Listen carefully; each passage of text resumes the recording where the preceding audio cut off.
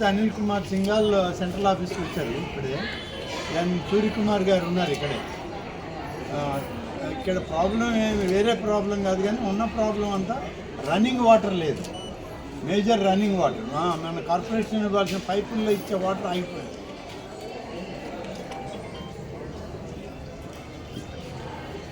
అవి drinking water కదా, running water టాయిలెట్స్కి వాష్రూమ్స్కి వాటికి రన్నింగ్ వాటర్ ఆపేస్తుంది.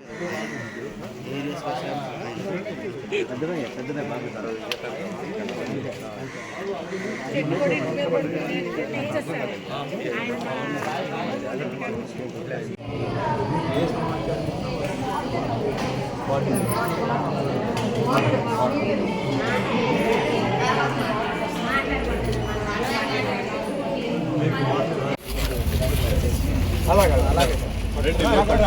పంపించాం, అన్ని క్లబ్ చేసుకొని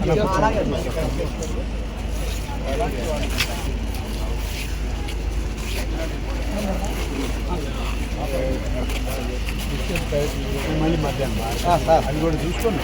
అలాగే అలాగే నేను వెళ్ళొస్తాను.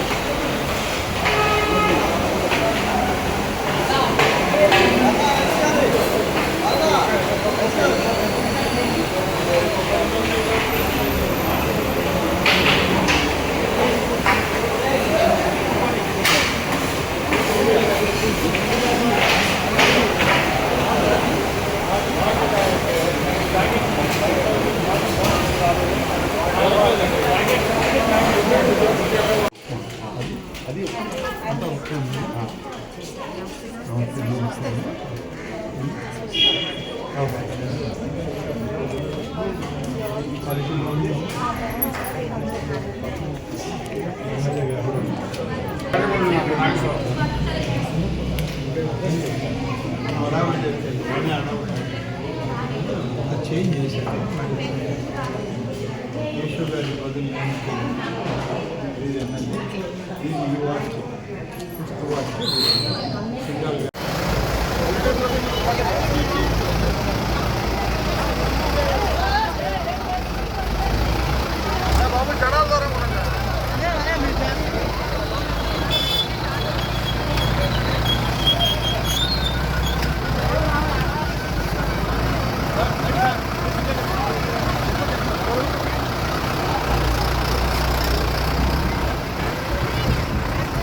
సైడ్ కొన్నా సైడ్ కొన్నా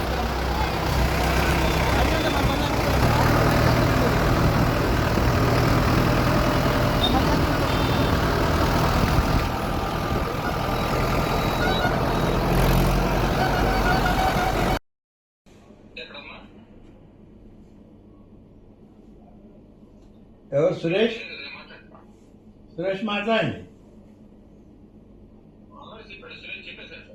ఓకే అలాగే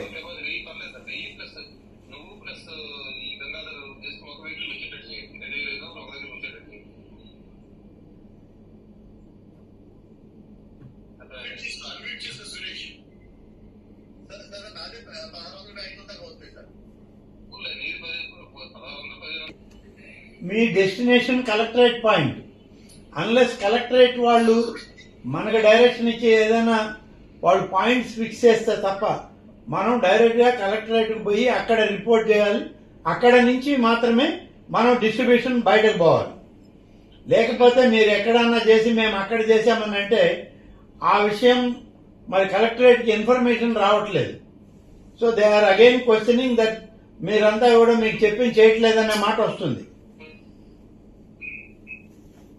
సత్యనారాయణ గారు, ఇవాళ మనం మీకు కూడా ఆ సమస్య వచ్చింది. సో అందుకని నేనేమంటానంటే కలెక్టరేట్కి పంపి అక్కడి నుంచి డిస్ట్రిబ్యూషన్ పోవడం ఒకటి, లేదా కలెక్టరేట్ వాళ్ళు మనకి ఇన్స్ట్రక్షన్స్ ఇస్తే ఆ ఇన్స్ట్రక్షన్స్ ప్రకారం మనం ఏ పాయింట్స్ తీసుకుపోవాలండి అక్కడ పోయాక అక్కడి నుంచి మళ్ళీ రిపోర్ట్ చేయడం, ఈ రెండు జరగాలి.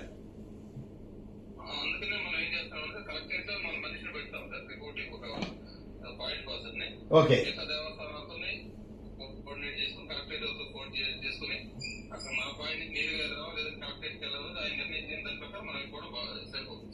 ఓకే అండి, ఓకే అలాగే మనసులో పెట్టుకొని అందరం మనం ఇవాళ ముఖ్యంగా మన డిపార్ట్మెంట్ దేవాదాయ శాఖలో దేవుడికి మనం ఏం చేస్తున్నాము, ఏ రకమైనటువంటి భక్తి విశ్వాసాలతో పనిచేస్తున్నాము, అదేవిధంగా ఆ దేవుని అనుచరులుగా ఉన్నటువంటి ప్రజల పట్ల కూడా అంతే అంకిత భావంతో మనం అందరం పనిచేయాలి. మీరు అందరూ కూడా తప్పనిసరిగా దీనిలో ఎక్కువ చొరవ చూపి ఈ 2-3 రోజులు మనం తప్పనిసరిగా ఈ కార్యక్రమాల్లో మనకు అప్పచెప్పిన కార్యక్రమాలే కాదు, ఇంకా పక్కన అవసరమైతే ఇవాళ మన కమిషనర్ గారి కార్యాలయం కూడా ఇవాళ వాటర్ ఫ్లడ్ అయింది. సో అక్కడ కూడా రిసీడ్ అవుతుందనే ఇన్ఫర్మేషన్ ఉంది. అయినా కూడా మనం జాగ్రత్తలు తీసుకొని చేయాల్సింది ఉంది. మీకు అందరికీ తెలుసు, దుర్గగుడి ఘాట్ రోడ్డుని క్లోజ్ చేశాము ఇవాళ నిన్నటి మార్నింగ్ నుంచి. అక్కడ చాలా అనుకోని డ్యామేజ్ జరిగింది ఆ రోడ్డుకి. దీన్ని ఎప్పుడో చేయాల్సింది ఉండే, కానీ కొంత నిర్లక్ష్యం అనేటువంటిది అక్కడ జరిగింది. ఆ తర్వాత లాస్ట్ ఇయర్ ఫ్లడ్స్ లో కొంత డ్యామేజ్ అయితే కొంతవరకు మాత్రమే పని జరిగింది. మిగిలిన ఒక 55 మీటర్ల వరకు ఇంకా కూడా ఆ ప్యాకింగ్ చేసి ఉండాలి. అది కూడా మనం చేయలేకపోయాం. ఇవాళ అటువంటి అన్ని పొరపాట్లు మళ్ళీ జరగకుండా టెంపరీ రిలీఫ్ ఏం కావాలనేటువంటిది ముందుగా మనం నిర్ణయం తీసుకోవాలి. పర్మనెంట్ సొల్యూషన్ కూడా మనం పూర్తి ప్లాన్స్ తో రెడీగా ఉండాలి. బహుశా మనకి నెక్స్ట్ మంత్ దుర్గా నవరాత్రులు వస్తున్నాయి.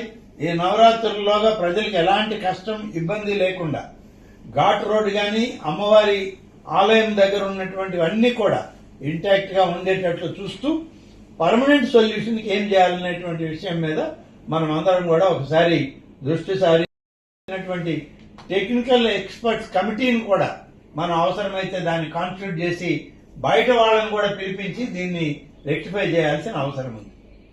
దయచేసి ఇవన్నీ అందరు అధికారులు గమనించి రేపు ఎల్లుండి 2 రోజులు కూడా మనం దేవాదాయ శాఖ ద్వారా ఏమైతే చేయాలని మనకి ఇన్స్ట్రక్షన్స్ ఉన్నాయి, మనం చేయగలిగి ఇంకా భవిష్యత్తులో చేయాల్సినవి కూడా అవసరమైతే ఈ 2 రోజుల్లో మనం తప్పకుండా చేయాల్సిన అవసరం ఉంది. ఓకే,